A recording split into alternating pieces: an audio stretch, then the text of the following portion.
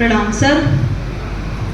Sir सामने बैठे हुए हैं, समय सीमा सर ने बता दी है। आप मुझे उस कॉलेज के ऐसे प्रोफेसर लग रहे हैं कि गलत कविता सुनाई गई यहाँ से और आप नीचे उतार देंगे हम लोगों को, ऐसा है। खैर बहुत अच्छे लोग हैं आप और पढ़े लिखे लोग हैं, तो ज़्यादा भूमिका बनाने की हमें ज़रूरत भी नहीं है। कविता को आप समझते हैं, कविता का मतलब संस्कारों से होता है।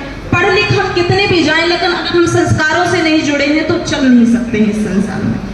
मैं तालियां भी आपसे नहीं मांगूंगी, क्योंकि मुझे पता है आप बिहार और अन्य प्रदेशों से लोग उपस्थित हैं यहाँ पर, तो आप कैसे कब कविता से जुड़ जाएंगे वो मैं आपको देखकर पता लगा सकती हूँ। सबसे पहले माँ शारदे के चरणों में एक मुक्तक से मैं अपनी काव्य यात्रा प्रारंभ करती हूँ। मेरा यह मुक्तक बताएगा कि आप मुझे कितने देर यहाँ पर सुनिए।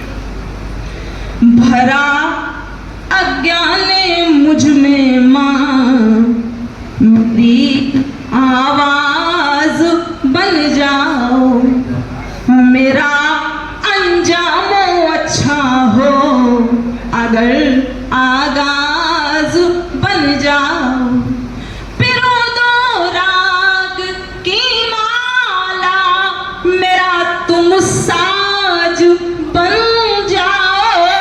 अब यहाँ से लेकर वहां तक कि पिरो दो राग की माला, मेरा तुम साज बन जाओ। मेरे रग रग में बस कर माँ, मेरा अंदाज बन जाओ। नहीं, बात बहुत बढ़िया है। बात यह है कि गलत समय पर लोगों को खाने के लिए दिया गया।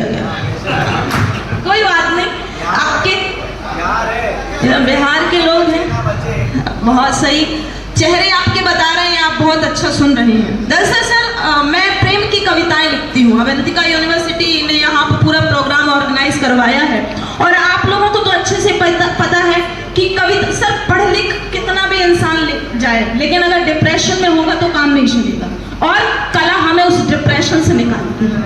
अक्सर ये सवाल पूछा जाता है हम लोगों से, युवाओं से ये सवाल पूछा जाता है कि आप कविताओं में कैसे, लेकिन मेरा ऐसा मानना है कि हम कविता